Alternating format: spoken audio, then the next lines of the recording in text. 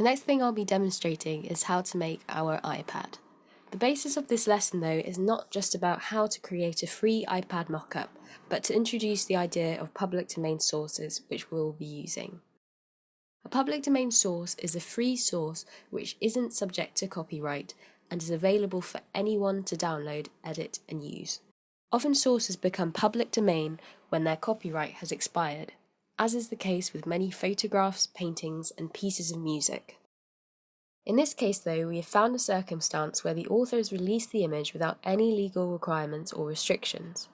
If you would like to use this iPad, the image can be found on Wikimedia along with other public domain sources, although make sure to check the restrictions as not all sources fall under this categorization. This one can be found if you type in Evan Amos iPad and it's the first one to come up. We can see it's public domain because when we scroll to this part of the page, it says, I, the copyright holder of this work, release this work into the public domain, and it allows us to use it for any purpose, and it's also worldwide.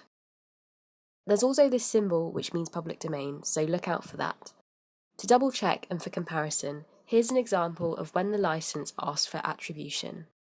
In this case, the source is free but subject to restrictions, which the user must follow.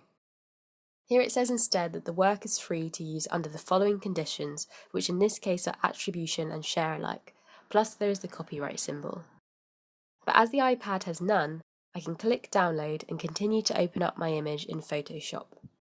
The angle in this case is perfect for the type of mockup we'll be creating, so the only thing I need to do is to tweak the background and the screen, which will be turning into a smart object.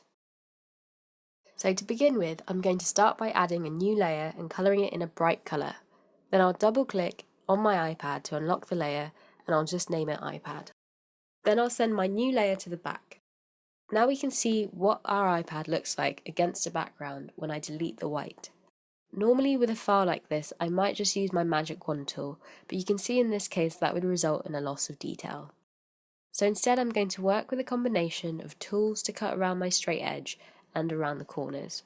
Because the contrast on our iPad is so high, we can't see the edges of our item. To get around this, I'm going to use an adjustment layer to adjust the brightness and contrast. And because it's a layer, it doesn't affect our final image. Then I'm going to select the lowest of both, and you can see our edge already starts to appear. To make sure it's 100% visible, I'm going to add another one with the same levels. I'm also using my guides by entering Ctrl-R or Command-R on a Mac, so I get a sense of where I want my cursor to go.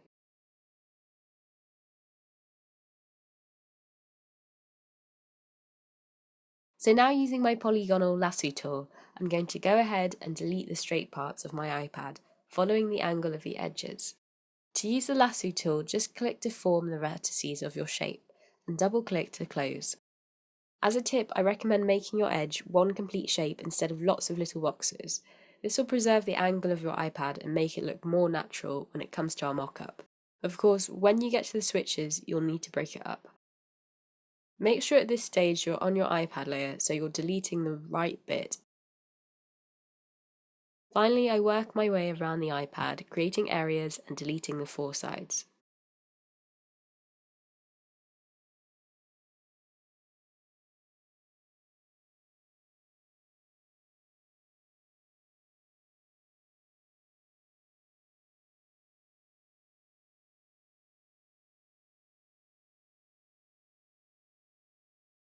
When that's done, I can start deleting my corners by using magnetic lasso tool.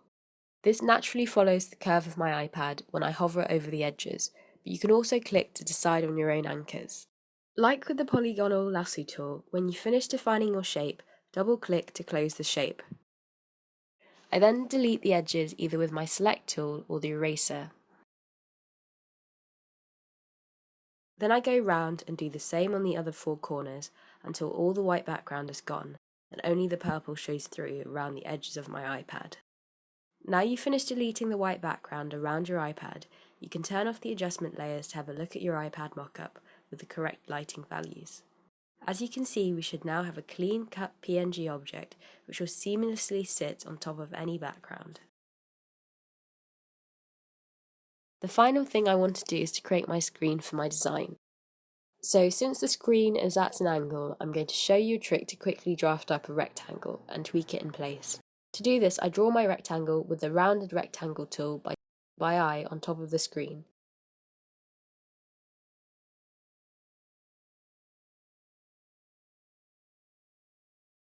I then change my opacity to make sure I can see the corners.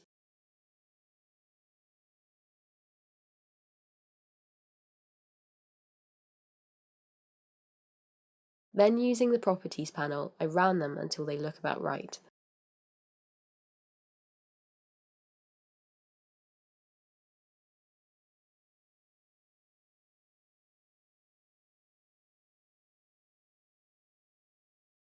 Now using direct selection tool, I highlight two of my vertices and using my arrow key on my keyboard, I move them around.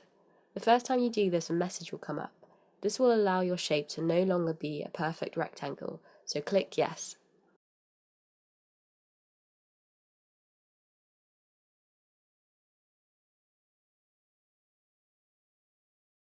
Then I continue moving my points with up, down, left and right on my arrow keys until everything sits in place.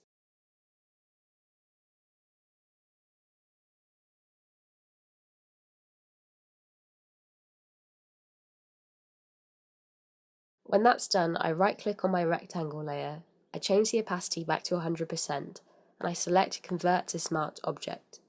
Now I can double-click on my layer icon and insert my design.